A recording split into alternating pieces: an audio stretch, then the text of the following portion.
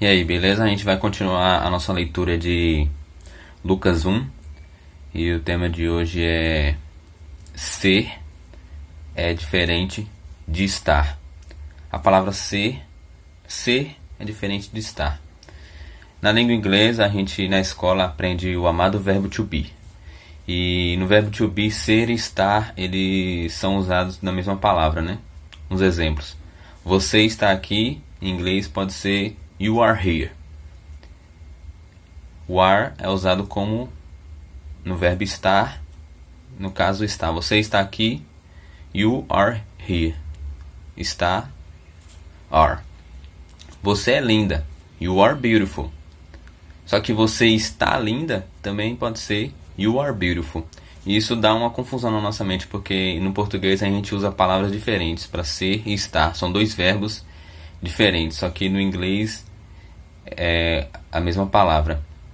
Mas se a gente parar para refletir, ser e estar é bem diferente. Ser significa essência, uma definição, um ser humano. Por mais que o ser humano faça qualquer coisa, ele nunca vai deixar de ser humano. Só que estar significa um estado, uma definição momentânea. Então eu posso estar empregado hoje e amanhã estar desempregado. Alguns exemplos: eu posso estar doente sem ser doente. Eu posso ser feliz mesmo com alguns momentos eu me sinta triste. Eu posso estar na escola fisicamente, mas não sendo um estudante, né?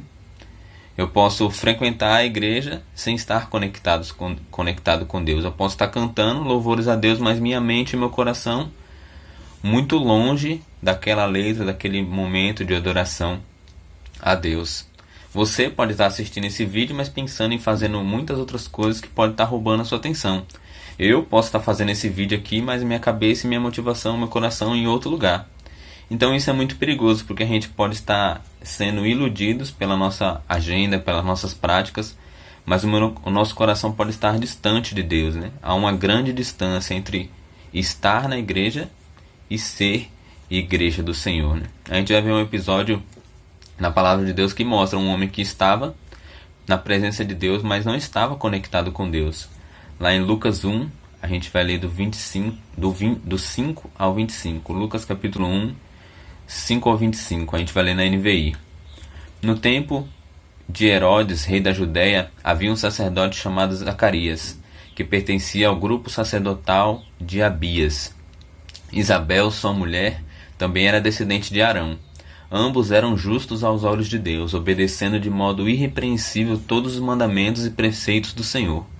Mas eles não tinham filhos, porque Isabel era estéril e ambos eram de idade avançada. Certa vez, estando de serviço seu grupo, Zacarias estava servindo como sacerdote diante de Deus.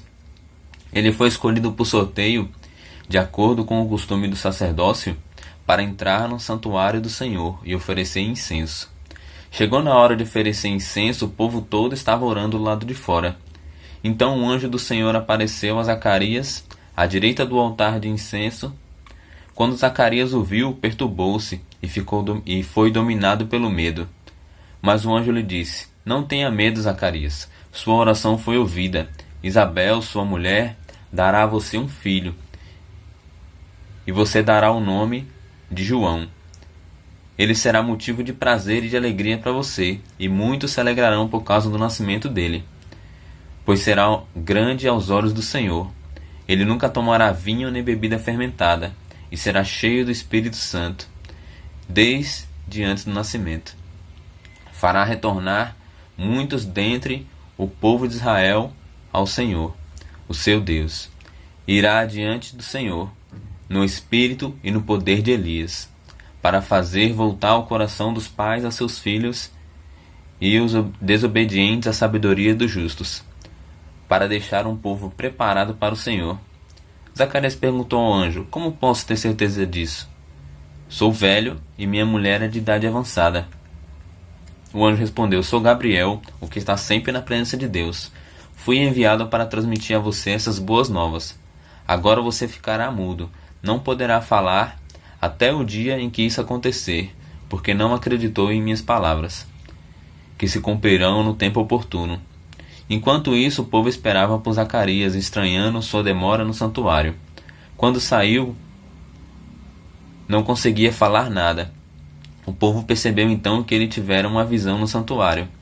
Zacarias fazia sinais para eles, mas permanecia mudo.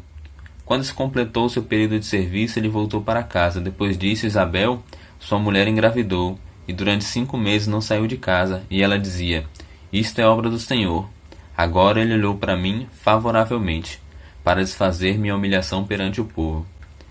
Então, Zacarias, ele era sacerdote, né? E o sacerdote tinha a função de ajudar o povo a estar perto de Deus, né? Assim como um pastor, como um padre, eles exercem sacerdócio, eles ajudam o povo a se reconciliar com Deus, a estarem bem com Deus, a conhecerem a Deus. Então, e na época, no Antigo Testamento, isso envolvia muitas práticas, né? E no meio de uma dessas práticas, um anjo do Senhor apareceu a ele, né? A Zacarias. E isso encheu o coração dele de medo, né? Ele se perturbou, isso fechou o coração dele, né? E o medo, ele é uma das emoções mais primitivas do ser humano, né? O medo nos impede de raciocinar direito e a gente acaba agindo por instinto, como um animal irracional. E Zacarias com medo, mas o anjo disse para ele: não tenha medo. E Zacarias foi dizendo o plano de Deus, né? Que Deus tinha ouvido a oração dele, que ele teria um filho mesmo na velhice, que esse filho se chamaria João, e seria grande aos olhos do Senhor, e seria realmente como Elias, um dos maiores profetas do Senhor. Ele seria um mensageiro que prepararia o caminho para a vinda do Messias. O anjo descarrega uma série de informações no ouvido de Zacarias e o coração de Zacarias fechado pelo medo, né? E Zacarias ali estava na presença do Senhor, né? E de um anjo. Mas o coração dele não estava conectado com Deus naquele momento. Ele estava diante de Deus, mas o coração dele estava em outro lugar. Provavelmente a gente não sabe se Zacarias já vinha mal da fé há muito tempo ou se foi apenas um momento ruim da vida dele. Mas a gente percebe que ele não conseguia ver Deus ali, naquele momento, nas coisas que o anjo estava dizendo. Porque na resposta de Zacarias ao que o anjo fala, ele pergunta: como pode ser isso? Eu sou velho, minha esposa é de idade avançada. Ele olha para as limitações humanas, ele olha para aquilo que impede, para as barreiras, e não olha para o poder de Deus, né? Mesmo que ele tivesse orado por isso, né? O anjo fala: Deus ouviu a sua oração, né? Então, com certeza ele já tinha orado para ter um filho. E a gente vê que mesmo sendo a realização do pedido de oração dele, ele não, com o coração tão endurecido, ele não consegue enxergar Deus daquele jeito. E da mesma forma pode acontecer com a gente. Se a gente não tiver conectados com Deus verdadeiramente, os acontecimentos dessa vida enchem o nosso coração de medo. E esse medo nos cega de uma forma tão profunda que a gente não consegue enxergar o cuidado, o amor de Deus. Muito menos ter fé que Deus pode mudar e transformar qualquer situação em algo bom. Enchemos o nosso coração e a nossa boca de reclamação, de questionamento. E tudo isso não considera a existência de Deus. A gente tem uns momentos de ateu, a gente tem uma recaída ateísta e fica ali sem reconhecer Deus na nossa vida, totalmente fechados. Parece que realmente Deus não existe, né? Mesmo com tantas provas da existência de Deus na nossa vida. E Zacarias, da mesma forma, ele estava diante de um anjo do Senhor, dentro do santuário, na frente do altar, oferecendo incenso. Então não poderia ter entrado alguém ali fingido de anjo para enganar Zacarias. Não, realmente ali era um anjo do Senhor, mas ele não conseguia enxergar Deus ali, né? Ele não conseguia acreditar naquilo que ele estava vendo e ouvindo, né? Enquanto mais a gente, que muitas coisas da nossa vida não acontecem como aconteceu na vida de Zacarias, né? Algo que a gente pode ver e ouvir. Mas o anjo, com isso, né, com a falta de fé de Zacarias, com a reação dele, o anjo disciplina Zacarias, né? Ele deixa Zacarias mudo até que João nascesse, né? E a gente parece até meio cômico, ele ficou mudo, mas isso é muito significativo, né? Imagine para Zacarias como foi um choque no coração dele ter ficado mudo, né? Porque até ali então não tinha interferido na vida dele, né? Foi só um anjo que apareceu, ele ficou assustado, mas ele ficar mudo mostra que realmente Deus quer que ele reflita naquilo, né? Que ele realmente, isso é verdade. Isso não é brincadeira, né? Isso vai acontecer. E se eu posso deixar você mudo, o que é dar um filho na velhice? Imagine Zacarias tentando falar e não conseguindo, o desespero no coração dele. Mas logo a poeira baixa, né? E com certeza ele foi refletir em tudo aquilo que aconteceu, né? Tudo que o anjo falou, tudo como estava o coração dele. E imagine se Zacarias fosse um velho falador, né? Porque provavelmente ele tinha uns 60 anos. Se ele falasse bastante, cheio de histórias, e ficar sem falar pode ter sido muito desafiante, né? Para ele. E pra gente também, né? A fala é a nossa principal comunicação, né? Eu tô me comunicando aqui com vocês por meio da fala, né? Imagine, faça um teste aí, fica um dia sem falar nada, nenhuma palavra. Para quem mora sozinho pode ser fácil, mas para quem mora de mais de uma pessoa é difícil, né? Mas isso você pode entender um pouco mais do que passou Zacarias. E Zacarias passou 9 meses, mais de 9 meses sem falar, né? Desde que o anjo falou com ele, acabou o serviço dele, João nasceu, ele ficou todo esse tempo sem falar, né? Com certeza foi um tempo de muita reflexão, onde Deus ali trabalhou na alma daquele sacerdote, né? Onde Deus ele pode refletir em toda a vida dele de sacerdócio, em todo o relacionamento dele com Deus, em tudo aquilo ali que estava acontecendo. Ele vendo a mulher dele grávida, a mulher dele feliz e sem poder dizer nada ainda. Isso realmente deve ter transformado a vida de Zacarias, né? E a disciplina de Deus, ela faz isso com a gente, né? Ela transforma a nossa vida para que a gente consiga estar mais perto dele, né? Para que a gente tenha mais fé.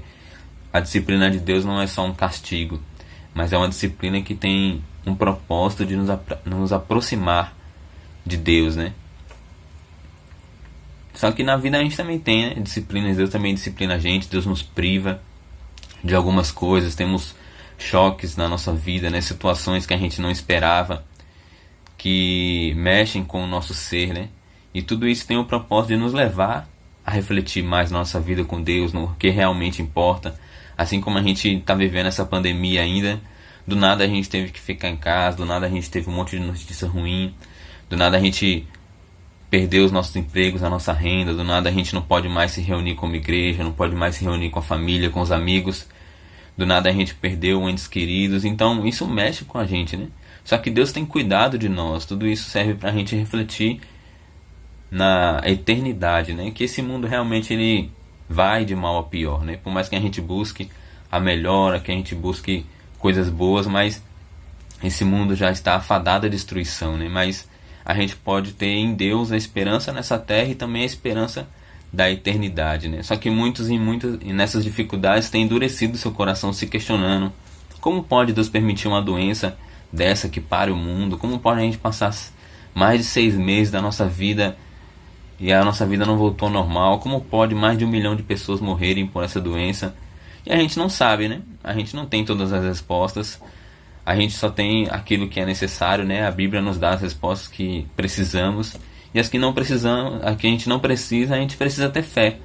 Que Deus sabe o que é melhor, Deus é soberano, acima de tudo e acima de todos. Ele controla toda a história, né? Ele criou o universo, então a gente pode confiar em Deus, né? E não deixar o nosso coração se endurecer pelo medo, pelas incertezas, pelo sofrimento. E isso nos deixar distante de Deus, né? É hora da gente realmente fortalecer o nosso relacionamento com Deus, com a igreja, com a família, para a gente passar por essa fase firmes e fortes, com a fé realmente firme, não mortos na fé, né? Uma fé morta ou em coma por causa dessas dificuldades, né? A gente precisa realmente ler a Bíblia todos os dias, orar em todas as situações, buscar santidade todos os dias, ter comunhão com os irmãos todos os dias, amar as pessoas todos os dias, e etc. A lista é gigantesca, mas isso fortalece a nossa fé, faz com que a gente realmente tenha um coração moldável na mão de Deus e não um coração endurecido pelo pecado, pelas tristezas, pela amargura, até mesmo com Deus, né? Pelos acontecimentos. Mas a gente pode realmente ser cristãos, sermos discípulos de Jesus e estarmos na presença de Deus, né? Verdadeiramente. O ser e o estar alinhados com Deus, né? Estarmos louvando a Deus realmente com o coração diante de Deus, né? Cada coisa a gente pode, mesmo ser e estar sendo tão diferentes, eles podem se alinhar e a gente pode ser adoradores de Deus estando debaixo da mão de Deus. Que Deus abençoe, que nosso coração realmente seja nunca